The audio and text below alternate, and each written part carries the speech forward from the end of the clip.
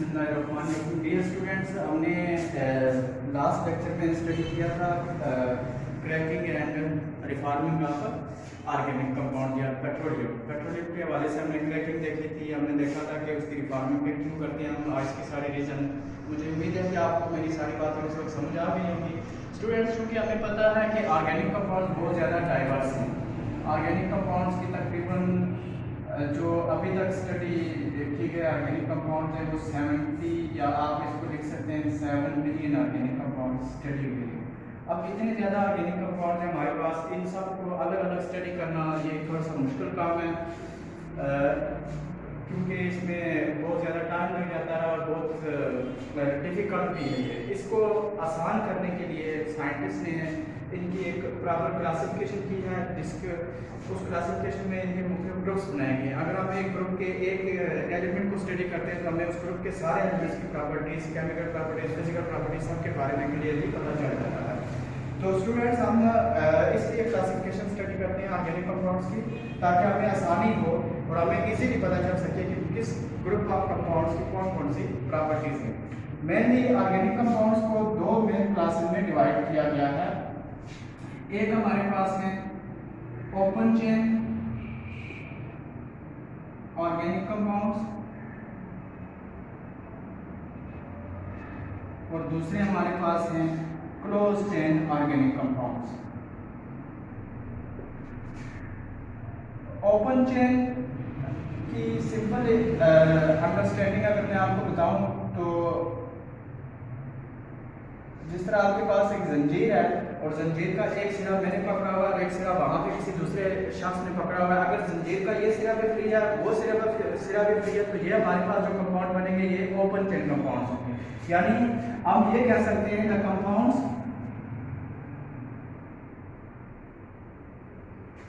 In which first and last carbon atom of the chain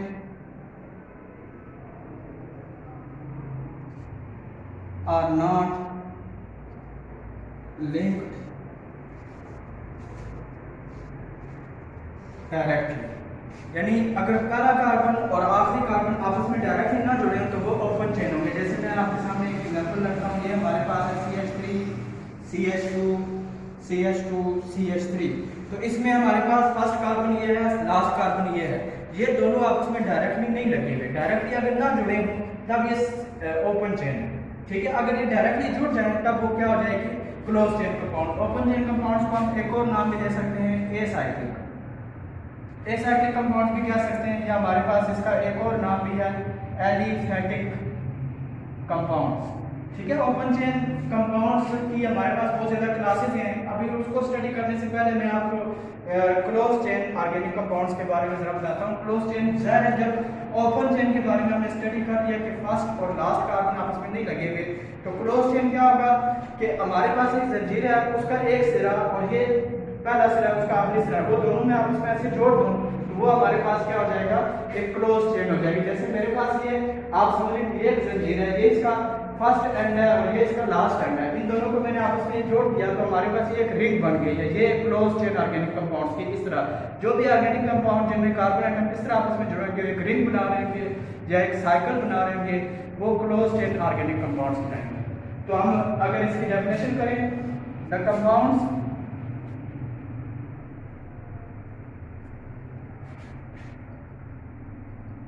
in which first and last carbon atoms are linked directly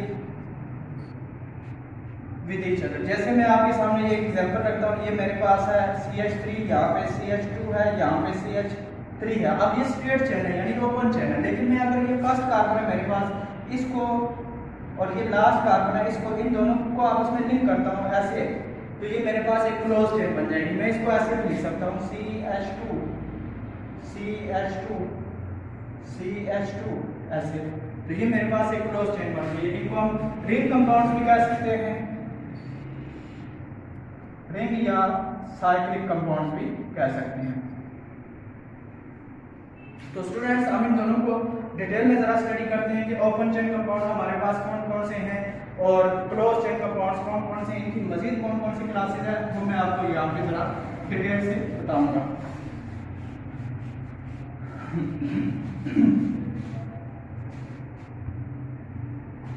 तो हम ये जान चुके हैं कि ओपन चेन कंपाउंड्स हमारे पास ओपन चेन या एसाइक्लिक या फिर एलिफेटिक, ये कंपाउंड दो तरह के हमारे पास होते हैं। एक होते हैं स्ट्रेट चेन और दूसरे हैं ब्रांच चेन। स्ट्रेट चेन से मुराद आपके पास कार्बन एटम की एक सीधी चेन जा रही है, सीधी चेन है, एक लंबी चेन भी हो सकती है, छोटी चेन भी हो सकती है, लेकिन उसके दरमियान में या चेन से बाहर में कार्बन एटम ना हो बल्कि सीधे कार्बन एटम की चेन जा रही है, वो हमारे पास स्ट्रेट चेन हाइड्रोकार्बन होंगी। जैसे मेरे पास ये है CH3 CH2 CH2 CH3, इसका नाम, इसमें 4 कार्बन है, 4 कार्बन सीधी चेन में लगे हुए हैं, तो इसको नाम हम लिखेंगे N ब्यूटेन। यहाँ पे जो N का जो लफ्ज़ है इसका मतलब होता है नॉर्मल, ये हम स्ट्रेट चेन हाइड्रोकार्बन्स को शो करने के लिए ये कॉमन नेम के तौर पर इसको यूज किया जाता है। इसी तरह मेरे पास एक और स्ट्रेट चेन है,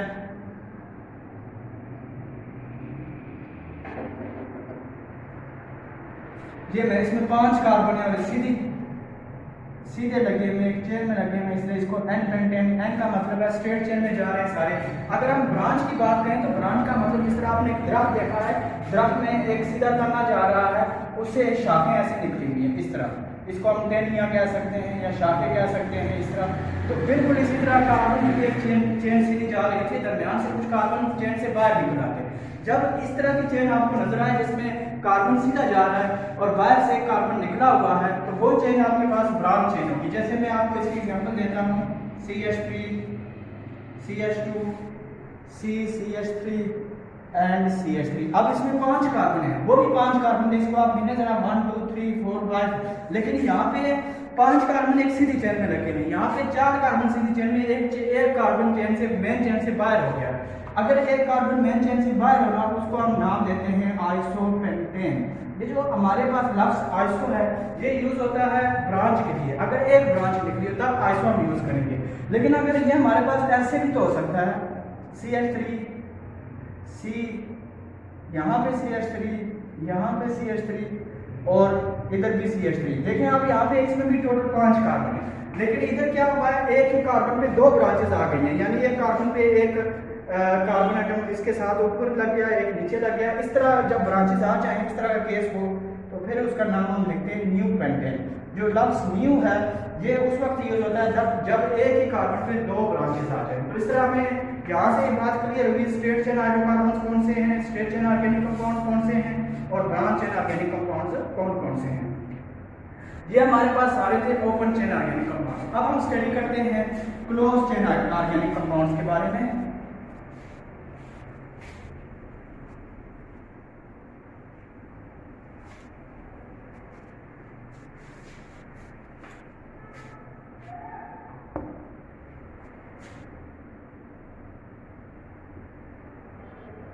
क्लोज चेन या इनको हम साइक्लिक भी कह सकते हैं या फिर इनको हम रिंग कंपाउंड्स भी कह सकते हैं। इनमें मैंने आपको पहले बताया था कि ये ऐसे ऑर्गेनिक कंपाउंड्स हैं जिसमें फर्स्ट और लास्ट कार्बन डायरेक्टली आपस में जुड़े होते हैं और एक रिंग बना रहे होते हैं। इनकी 2 मेन टाइप्स हैं, होमोसाइक्लिक और दूसरे हैं हेटेरोसाइक्लिक। होमोसाइक्लिक ऐसे कंपाउंड हैं जिनमें रिंग के अंदर सेम एटम हो। Ring is made up of same type of atoms, यानी अगर रिंग के अंदर कार्बन है तो सारे कार्बन एटम्स होंगे, ठीक है। Ring is made up of same type of atoms, तो वो आपके पास होगा होमोसाइक्लिक। और अगर यहाँ पे इसमें क्या होगा, रिंग के अंदर कार्बन एटम्स मौजूद होंगे लेकिन कार्बन के साथ साथ कोई और एटम आ जाए रिंग के अंदर, जैसे का नाइट्रोजन कार्बन के साथ आ गया, ऑक्सीजन कार्बन के साथ आ गया, इसी तरह हमारे पास कार्बन के साथ कोई सल्फर आ जाए, उस वक्त हमारे पास जो रिंग बनेगी, जो साइकिल बनेगा वो हीट्रो का। हीट्रो का मतलब होता है डिफरेंट, यानी atom other than carbon atom. जो भी एटम कार्बन एटम के अलावा रिंग के अंदर आएंगे उनको हम हीट्रो एटम्स कहेंगे। इसमें हमारे पास ऑक्सीजन आ सकती है, नाइट्रोजन आ सकती है या सल्फर आ सकती है। तो इसकी हम डेफिनेशन कर सकते हैं, ring contains other atoms in addition to carbon atom. जैसे मैं आपको इसकी एग्जांपल देता हूँ, इसमें हमारे पास ये एक रिंग है, इस रिंग के अंदर सारे कार्बन एटम है, ये हमारे पास आ गया होमोसाइक्लिक में। हेटेरोसाइक्लिक में हमारे पास इसकी ये एग्जांपल है, रिंग तो है लेकिन रिंग के अंदर कार्बन भी और साथ में नाइट्रोजन भी लगा हुआ है, तो ये हमारे पास हेटेरोसाइक्लिक कंपाउंड कहेंगे। होमोसाइक्लिक कंपाउंड की आगे हमारे पास अगर हम इनकी टाइप्स देखें होमोसाइक्लिक की, तो ये दो मेन टाइप्स हैं। इसमें एक है एलिसाइक्लिक, इसका दूसरा नाम है कार्बोसाइक्लिक।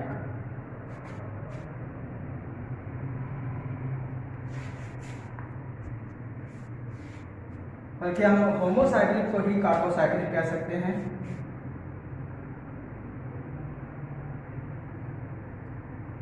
एलिसाइक्लिक हो गया, और इसी तरह दूसरे हमारे पास हो गए एरोमेटिक। एलिसाइक्लिक हमारे पास वो है जिनके अंदर रिंग हो लेकिन रिंग में सिर्फ कार्बन एटम हो। जैसे मेरे पास ये है, इसमें भी यहाँ कार्बन एटम होंगे लेकिन यहाँ पे रिंग थोड़ी सी डिफरेंट होगी। ये जो लफ्ज एल-ई-ए-एल-आई है ये मिलता जुलता है एलिफेटिक से, यानी ये रिजम्बल कर रहे हैं वो स्ट्रेट से नाइट्रोकार्बन से, लेकिन फर्क क्या है, इनमें रिंग क्लोज है। जैसे मेरे पास आपके पास ये एक रिंग है 4 कार्बन की, यहाँ पे CH2 ग्रुप लगा हुआ है, इधर भी CH2 ग्रुप लगा हुआ है, यहाँ पे CH2 ग्रुप लगा हुआ है, यहाँ पे CH2 ग्रुप लगा हुआ है। अब ये 4 कार्बन अगर स्ट्रेट चेन में होते तो वो N-ब्यूटेन हो जाता, लेकिन यही 4 कार्बन ब्रांच रिंग के अंदर आते हैं, लिहाजा इसको हम ब्यूटेन ही साथ लिखेंगे। लेकिन फर्क करने के लिए हम शुरू में क्या लगा देंगे, साइक्लो। साइक्लो मीन्स रिंग को जाहिर करेगा, ठीक है। अच्छा, अब हम मजीद इसकी कुछ एग्जांपल देखते हैं एलिसाइक्लिक कंपाउंड्स की। तो एलिसाइक्लिक में हमारे पास कुछ और भी एग्जांपल्स आती हैं, मैं आपको उनकी एक्सप्लेनेशन करता हूँ। जैसे मेरे पास है ये एक 3 कार्बन की रिंग है, ये वाली। तो इसमें इस 3 कार्बन की रिंग अगर स्ट्रेट शेप में होती तो हम इसको प्रोपेन लिखते, लेकिन चूंकि ये ब्रांच में है, रिंग में है, तो लिहाजा हम इसके शुरू में, जब भी रिंग में आएगा तो शुरू में आपने साइक्लो का लफ्ज ऐड कर देना है। इसी तरह मेरे पास है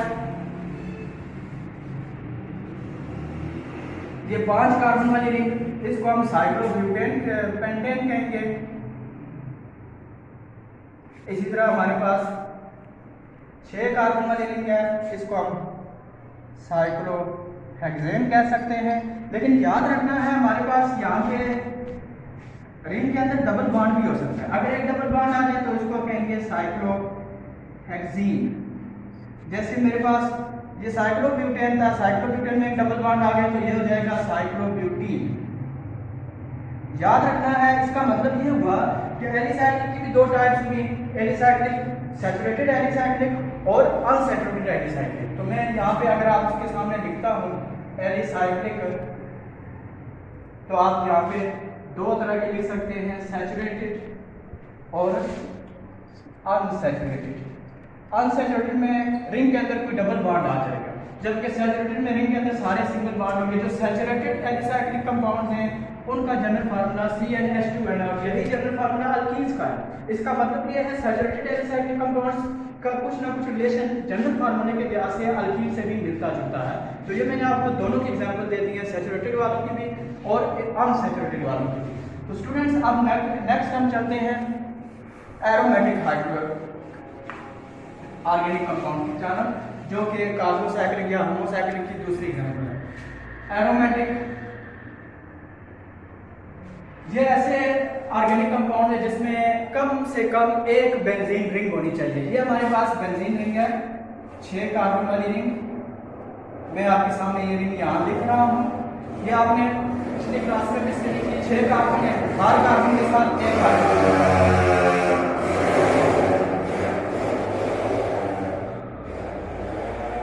अब कार्बन की वैलेंसी चार्ज पूरी करने के लिए हम यहाँ पे डबल बॉन्ड लगा दें, यानी इसका मतलब ये है इसमें 6 कार्बन एटम है, 6 हाइड्रोजन एटम है, 3 डबल बॉन्ड है और 3 सिंगल बॉन्ड है। इस रिंग को हम ऐसे भी लिख सकते हैं या फिर ऐसे भी लिखा जा सकता है। ये साइन हम तब यूज करते हैं जब हमें इक्वल के बारे में बात करनी होती है। केमिस्ट्री में इक्वल का साइन ये होता है। तो ये हमारे पास एक बेंजीन रिंग है। इनकी एरोमेटिक कंपाउंड्स की या एरोमेटिक हाइड्रोकार्बन्स की 2 मेन टाइप्स हैं। एक है आइसोलेटेड, या आप इसको बजाय ऐसे लिखने के पहले हम लिख सकते हैं मोनोसाइक्लिक। ये ऐसे एरोमेटिक कंपाउंड है जिनमें बेंजीन रिंग तो एक है, एक ही बेंजीन रिंग है, लेकिन साथ में कोई फंक्शनल ग्रुप लगा होता है। जैसे OH लग गया बेंजीन रिंग के ऊपर तो ये बनेगा फिनोल। इसी तरह बेंजीन रिंग के ऊपर CH3 लग जाए तो इसका कॉमन नेम है टॉल्यूइन। इसी तरह बेंजीन रिंग के ऊपर NH2 लग जाए तो इसको हम एनिलीन कहते हैं। इसी तरह हम बेंजीन रिंग के ऊपर मजीद कोई और ग्रुप लगा सकते हैं। जैसे मैं आपके सामने बेंजीन रिंग के ऊपर ये ग्रुप लिखता हूं तो ये बन जाएगा बेंजोइक एसिड। इसी तरह अगर हम बेंजीन रिंग के ऊपर एल्डिहाइड ग्रुप लगाते हैं तो वो बेंज एल्डिहाइड बनेगा। यानी कि हमारे पास ऐसे हाइड्रोकार्बन है या ऑर्गेनिक कंपाउंड है जिसमें हमारे पास बेंजीन रिंग ही है, लेकिन बेंजीन रिंग के साथ कोई फंक्शनल ग्रुप लगा हुआ है। एक ही बेंजीन रिंग पाई जाती है, ये मोनोसाइक्लिक है। कुछ ऐसे होते हैं जिनमें 2 या 2 से ज्यादा बेंजीन रिंग्स होती हैं, उनको हम पॉलीसाइक्लिक एरोमेटिक कंपाउंड्स कहते हैं। पॉलीसाइक्लिक एरोमेटिक कंपाउंड्स की भी 2 टाइप्स हैं पॉलीसाइक्लिक की। एक है बेंजीन रिंग जिसमें अलग अलग हों आइसोलेटेड, और दूसरे हैं बेंजीन रिंग फ्यूज हुए हैं। फ्यूज भी उनको हम कह सकते हैं या कंडेंस्ड कह सकते हैं। जैसे मैं आपको यहाँ पे एक एग्जांपल देता हूँ। यहाँ पे देखें कि बेंजीन रिंग को मैं ऐसे भी लिख सकता हूँ, ये एक बेंजीन रिंग है, यहाँ पे एक दूसरी बेंजीन रिंग इसके साथ जुड़ गई है, लेकिन ये दोनों बेंजीन रिंग डायरेक्टली नहीं लगे थे, इनके दरमियान में CH2 ग्रुप आ गया है, इसलिए इसको हम कहेंगे बाइफिनाइल मीथेन। अब ये आइसोलेटेड है, लेकिन अगर बेंजीन रिंग डायरेक्टली आपस में फ्यूज हुए हैं तब वो आइसोलेटेड नहीं होंगे, तब वो फ्यूज्ड होंगे, या फिर उनको हम कंडेंस्ड एरोमेटिक हाइड्रो कंपाउंड्स भी कह सकते हैं। जैसे मैं आपको कंडेंस्ड की एग्जांपल देता हूँ। ये मेरे पास है एक बेंजीन रिंग, इसके साथ दूसरी बेंजीन रिंग ऐसे लगी हुई है, इसको हम कहते हैं नेफ्थालीन। ये कंडेंस्ड एरोमेटिक कंपाउंड है। इसी तरह ये मेरे पास है एक और कंडेंस्ड की एग्जांपल। यहाँ पे 3 बेंजीन रिंग लगी हुई हैं तो इसको हम कहते हैं फिनांथ्रीन। सॉरी, इसको हम अगर 3 बेंजीन रिंग सीधी चेन में लगे हुए हैं तो इसको हम कहेंगे एंथ्रासीन। लेकिन अगर 3 बेंजीन रिंग ही है वो सीधी चेन में नहीं लगे हुए, यहाँ पे भी कुछ डिफरेंस आ जाता है। अगर वो सीधी चेन में ना लगे हों, ऐसे लगे हों, तब उसका नाम होगा फिनांथ्रीन। तो स्टूडेंट्स, आपने ये नेफ्थालीन अपने घरों में भी या किसी जगह पे देखी होगी। नेफ्थालीन ये वो एक केमिकल है जिसको चूहे मारने के लिए इस्तेमाल किया जाता है, या चूहे मार मेडिसिन में भी इसको इस्तेमाल किया जाता है। तो ये हमारे पास 2 मेन टाइप्स एरोमेटिक की हो गई। अब स्टूडेंट्स, हमने लास्ट जो चीज स्टडी करनी है वो है हेट्रोसाइक्लिक कंपाउंड्स।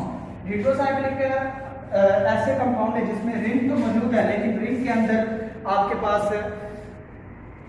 कुछ कार्बन के अलावा कुछ और एटम्स होंगे, जैसे नाइट्रोजन हो सकती है, ऑक्सीजन हो सकती है, या सल्फर हो सकती है। हेट्रोसाइक्लिक कंपाउंड्स की 2 मेन टाइप्स हैं।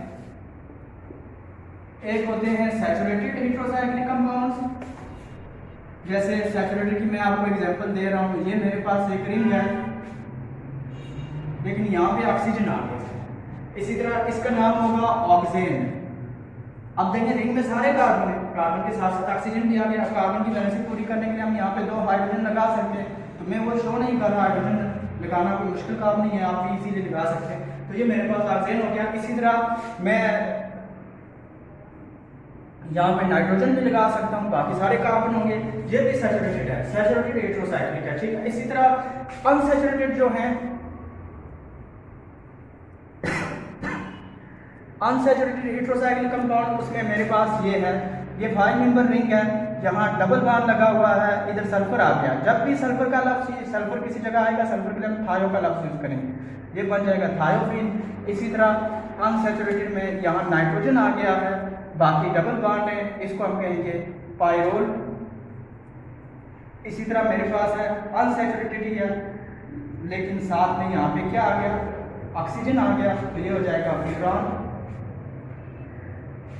इसी तरह मेरे पास अनसैचुरेटेड ही कंपाउंड होगा, लेकिन यहाँ पे मेरे पास नाइट्रोजन आ जाएगा, इसको कहेंगे पिरिडीन। तो स्टूडेंट्स, ये मेरे पास दो तरह की टाइप्स हो गई। तो आप, मुझे उम्मीद है आपको इनकी चीज़ों की समझ आ गई कि यहाँ पे हमने दो चीज़ें देखी, ऑक्सीजन, नाइट्रोजन और सल्फर, जो ज़्यादातर रिंग के अंदर आ रहे थे। तो इन एटम्स को हम हीट्रो एटम कहते हैं।